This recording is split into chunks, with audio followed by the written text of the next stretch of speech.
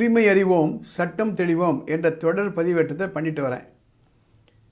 இதனுடைய இன்டென்ஷன் என்னென்னா, நமக்கு இருக்கக்கூடிய உரிமைகள், சட்டத்தை பற்றிய தெளிவு சாதாரண மக்களுக்கு போய் சேரணுன்றதுக்காக வானமே இல்லை அறக்கட்டளை சார்பில் பண்ணிட்டு வரோம்.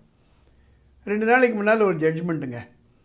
சுமார் 85-86 வயசு இருக்கக்கூடிய ஒரு மூதாட்டிக்கு Madurai division of the Madras high court ஒரு ஜட்ஜ்மெண்ட்டு.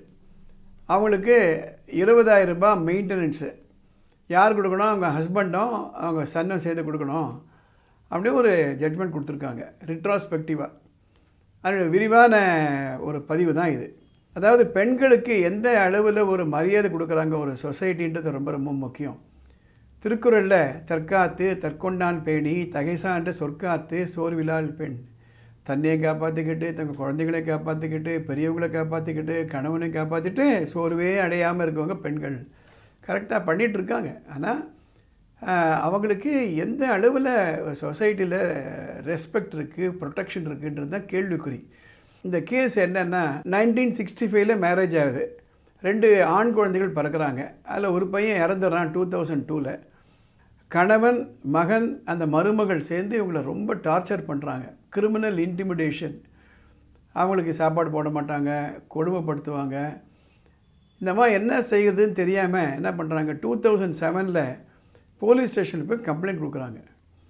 அந்த கம்ப்ளைண்ட் கொடுத்தது மேஜிஸ்ட்ரேட் கோர்ட்டுக்கு ட்ரையலுக்கு வருது. ட்ரையலுக்கு வந்து அந்த ஜட்ஜ் என்ன பண்ணுறாரு, அந்த பையனையும் மாட்டு பண்ணியும் விடுதலை பண்ணிடுறாங்க.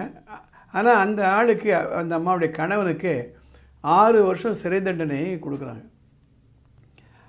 அந்த கணவன் அப்பீல் போகிறாங்க. செஷன்ஸ் கோர்ட்டு அவரை விடுதலை பண்ணிடுது. இந்த அம்மா விடலை. ஹைகோர்ட்டுக்கு அப்பீலுக்கு போகிறாங்க. அப்பீலில் ஹானரபிள் ஜஸ்டிஸ் விக்டோரியா கௌரி அவங்க ஜட்ஜ்மெண்ட் கொடுத்துருக்காங்க 2 நாளைக்கு முன்னாடி. அவங்க என்ன சொல்கிறாங்க, இந்த மேல் ஷாவனிசம் அப்படின்னு ஒன்று இருக்குது, அதாவது ஆண் ஆதிக்கம், அதுலேருந்து எல்லோரும் வெளியில் வரணும். பெண்களுக்கு கொடுக்க வேண்டிய மரியாதை, சேஃப்டி அதெல்லாம் செகண்டரி ஆப்ளிகேஷன் இல்லை, அது ப்ரைமரி ஆப்ளிகேஷன். அதை கொடுக்கணும். ஒரு மேரேஜ்ன்றது ஒரு சேக்ரெட் திங். அவங்கள காப்பாற்ற வேண்டிய ஒரு நாகரிகமான சமுதாயத்தினுடைய கடமை. It is a civilised society என்ற வார்த்தை யூஸ் பண்ணுறாங்க. ஹைகோர்ட் ஜட்ஜ்மெண்ட் என்ன சொல்லுதுன்னா, அந்த ஹஸ்பண்டுக்கு ஏற்கனவே கொடுத்த அந்த சிறை தண்டனை 6 வருஷம் கன்ஃபார்ம் பண்ணுறாங்க. அவங்க சொல்கிறாங்க மேஜிஸ்ட்ரேட் கோர்ட் டிசிஷன் தான் கரெக்டு, செஷன்ஸ் கோர்ட்டில் சில முக்கியமான விஷயத்தை விட்டுட்டாங்க. அதனால் ஒய்ஃபை கொடுமைப்படுத்தின அந்த ஹஸ்பண்டுக்கு 6 வருஷம் சிறை தண்டனை கொடுத்தது நியாயம்தான். அந்த ஹஸ்பண்டும் அந்த சன்னும் சேர்ந்து அந்த அம்மாவுக்கு 20,000 ரூபாய் மாதம் மெயின்டெனன்ஸ் கொடுக்கணும் என்று ஜட்ஜ்மெண்ட்டை கொடுத்துருக்காங்க. அது மட்டுமல்ல, சில முக்கியமான பிரின்சிபிளை சொல்லியிருக்காங்க அந்த நீதிபதி அம்மா. Respect within marriage is ageless. Protection and dignity especially of elderly women should be safeguarded. மரியாதை கொடுக்கணும், அவங்களுக்கு ப்ரொடெக்ஷன் கொடுக்கணும். அது மட்டும் இல்லை, ஆண் ஆதிக்கத்தை பற்றி நம்ம பேசுகிறாங்க. மேல் ஷாவனிசம் சொல்லுவாங்க. men should unlearn this inherited dogma that marriage entitles them to unquestioned authority. என்னவோ ஆண்கள் என்ன நினச்சிட்டாங்க, பரம்பரையாக அவங்களுக்கு வந்த ஒரு உரிமை, அன்கொஸ்டன்ட் அத்தாரிட்டி, கேள்வியை கேட்கறதுக்கு ஆளே இல்லாத அளவுக்கு அவங்களுக்கு பவர் நினச்சிட்டு இருக்காங்க. அதுலேருந்து அவங்க வெளியில் வரணும். பெண்களை காப்பாற்றுறது ஒரு செகண்டரி ஆப்ளிகேஷன் கிடையாது, அது ப்ரைமரி ஆப்ளிகேஷன்.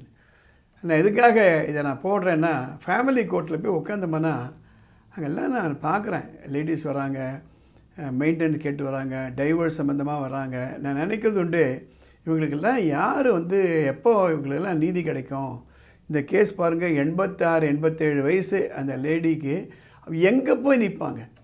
ஹஸ்பண்டை கொடுக்க மாட்டேன்றாங்க, பையன் மாட்டு பொண்ணை காப்பாற்ற மாட்டேன்றாங்க, யாருன்ட்டு போய் கேட்பாங்க? அதனால் இது போன்ற ஜட்ஜ்மெண்ட்டில் ரொம்ப வரவேற்கத்தக்க ஒரு ஜட்ஜ்மெண்ட்டு.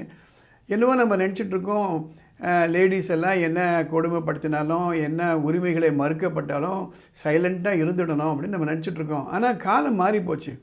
60-70 ஆண்டுகளுக்கு முன்பு இந்த சொசைட்டி இன்றைக்கு கிடையாது. அதனால் உரிமைக்கு குரல் கொடுத்து தான் ஆகணும். இந்த நீதிபதி அம்மா சொல்கிறாங்க, let this be a lesson to others. இது மற்ற ஆண்களுக்கு இது ஒரு படிப்பணியாக இருக்கணும் அப்படின்ற ஜட்மெண்ட்டில் சொல்கிறாங்க. இந்த டிசிஷன் உங்கள் தெரிஞ்சவங்களுக்கெல்லாம் போய் சேரணும்னு விருப்பப்பட்டீங்களான்னா ஷேர் பண்ணுங்கள், லைக் பண்ணுங்கள். மேலே ஒரு வாட்ஸ்அப் நம்பர் போகுது. சட்ட ரீதியாக உங்களுக்கு ஏதாவது விளக்கங்கள் ஏதாவது வேணும், தெளிவு வேணும் அப்படின்னா ஒரு மெசேஜ் ஒன்று பண்ணுங்கள், ஃபோன் பண்ணாதீங்க. வானமையிலை அறக்கட்டளை சார்பால் அந்த கேள்விகளுக்கு எங்களால் முடிஞ்ச விளக்கங்களை கொடுக்கறது நாங்கள் தயாராக இருக்கோம். இந்த சேனலுக்கு சப்ஸ்கிரைப் பண்ணுங்கள், லைக் பண்ணுங்கள். அடுத்த எபிசோட்டை நம்ம பார்க்கலாம்.